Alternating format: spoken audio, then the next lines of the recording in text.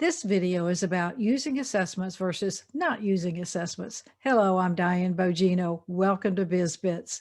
If you're a coach or consultant, you often find yourself in a conversation about whether or not should use, or shouldn't use assessments. And it doesn't matter what type of coach or consultant you are, assessments might still be a part of your practice. So let's look at some of the differences.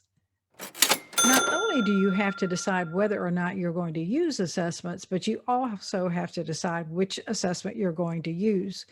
There are a number of assessments out there, and this slide just shows a few examples like the Strengths Finder by Gallup, the Myers-Briggs, the Predictive Index, the DISC, which is probably the oldest one that's been around. So you have to decide whether or not you're going to use one for whatever project you're working on. You may be working with a client who doesn't want to use assessments at all, or they may have a favorite assessment they do use, and you might have to talk them into bringing your assessment on board. So you might have some deep conversations around using assessments and which assessment to use. So be prepared for that and have some general knowledge about assessments if you are going to use them. Some people say that assessments are unreliable. And that's true. There are a number of assessments out there that aren't worth the money that you pay for them. On the other hand, there are a number of good assessments out there that are reliable, valid, and backed by science. This is a buyer beware situation. Do your homework. On one hand, some people say that assessments can be gamed and manipulated. And yes, they probably all can be to some point. But a good assessment lets the person doing the debrief know when this has occurred.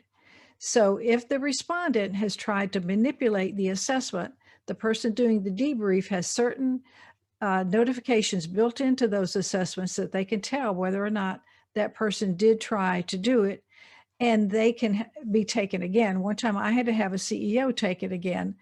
You can imagine how much fun that was. But get one again, do your homework that lets you know whether it's been manipulated or not. On one hand, nobody puts baby in a box. Some people think that assessments are just geared to pigeonhole people. Nothing could be further from the truth. There are way too many variables. The DISC alone has 4 behavioral styles, and there is always a mix of those. Let's say that you do the DISC and the 12 driving forces assessment. Look at all the variables there. So again, the more sciences you use, the more well-rounded picture you're going to have of the client that you're trying to help, and the more variables there are. No assessment is designed to put anyone in a box. Some people say that assessments are pointless. On the other hand, some people overestimate their value. What can I say? True on both counts. Assessments are not the be-all, end-all tool for hiring or performance management or for any exercise, but if you're a coach or a consultant, remember that the respondent inputs the information and it gives you a good place to begin any coaching or consulting process. Plus, using assessments allows you to gather a lot of information quickly. This allows you to save the company that you might be working for a lot of time and money. Plus, it saves the person that you might be coaching a lot of time. It helps you get to the problem quicker, thereby getting to the solution faster, so they're able to be more productive quicker. Assessments are for everyone, so you be the judge. Thanks for watching BizBits. This is Diane Bogino. Until next time.